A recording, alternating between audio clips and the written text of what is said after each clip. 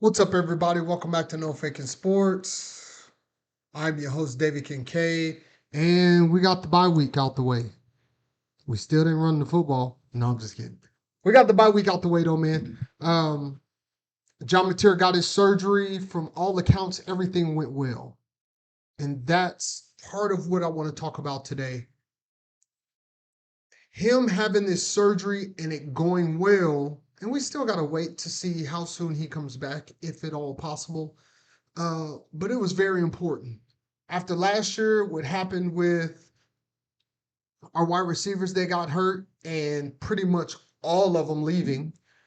But Nick Anderson being the one that really called out the training staff for the inability to get him ready to play football. And he felt that there were some things that they didn't do right when it came to him and his health. That's very important, man. And I know that raised a lot of eyebrows with some receivers around the nation. We did have a flip this past recruiting class that we lost some receiver. We lost a receiver. So that was very important going forward.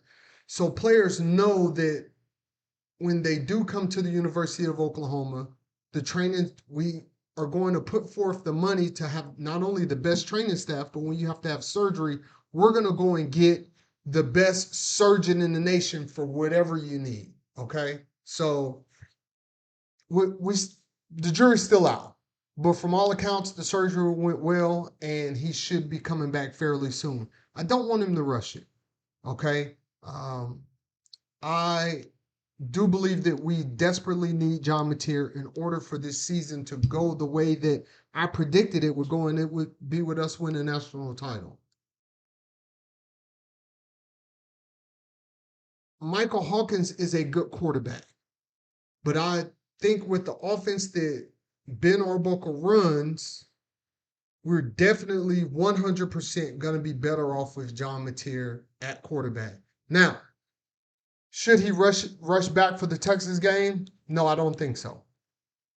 I think that we can win a close game against Texas without him. If we can call a good game and scheme up some stuff and probably get to about, I don't know, man, 13 points, 16 points, 17 points, we can beat Texas. I don't see the University of Texas with Arch Manning and his struggles. Look like he got the yips. I don't see them scoring more than 20, 21 points on our defense. So as long as we don't turn the ball over and we can get something out of our offense, we should win that game, regardless of who's at the helm at quarterback. Now, will he return after that? We don't know. But I would like for him to return when he's fully healthy and not rush it to where he can potentially end up damaging the thumb even more and missing the rest of the season, have to have a second surgery. That would just not be any good. Now, we've gotten that out the way. This is going to be a pretty short video. I do want to go on to talk about something else, guys. And yes, it is about the run game.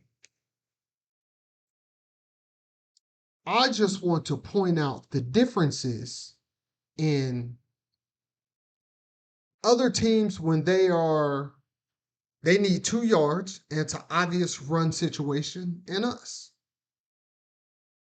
The previous video I alluded to, we had 2, 3, and 2 yard situations to go to get a first down.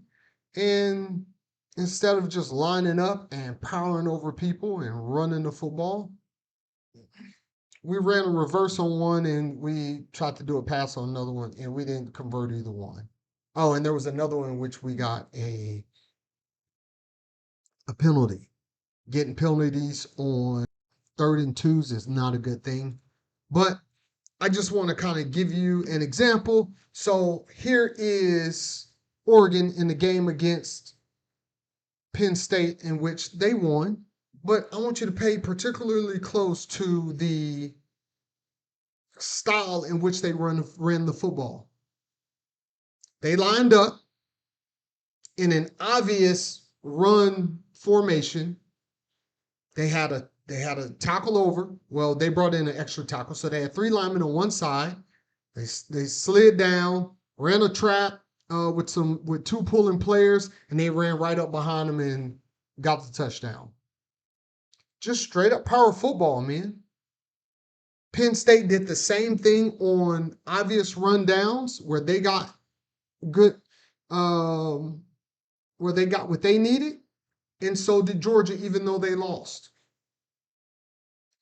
Running the football on obvious run situations, whether they know it's a run or not, being able to go get those yards is what's going to separate a championship football team from everybody else. The new rankings came out. We are 5th. So we are well within the driver's seat. But what I want y'all to pay attention to, the 4 teams that are in front of us. All 4 of those teams on the season, even if you take out their QB runs, they have rushed the ball more than they have passed the ball. It's not until it gets to us at 5th where teams have thrown the ball more than they have passed the ball. Rushed the ball. Coincidence? Maybe. But we'll see going forward, guys. Like I said, this is a championship roster. I wholeheartedly believe that. And I'm not a sunshine pumper. I would not come on here and say that if I did not wholeheartedly believe it. We have the players at every position on both sides of the football, whether it's running back, tight end, quarterback, wide receiver, offensive line. Our special teams is even doing a good job with our punter and kicker. And we're 2-3 deep at every position on the defense. Add in a couple of pieces that we're getting back on both sides of the football. After this coming up week, going into the Texas week, we should be fine regardless of who's at quarterback. I would much rather have John Matir, but I do not want him to rush coming back. That's all I got for y'all today, guys. Told you it was going to be a short video. Drop down in the comments. Tell me are you looking forward to John Matir coming back, or do you want him to wait till after the Texas game? I'm not a doctor. I'm not on the medical staff. I'm not around him every day. I don't really care either way. I want him to come back when he is 100% ready, but I would like to hear you guys' take on it. And go ahead and comment, like, subscribe, do all that stuff. And until next time, peace.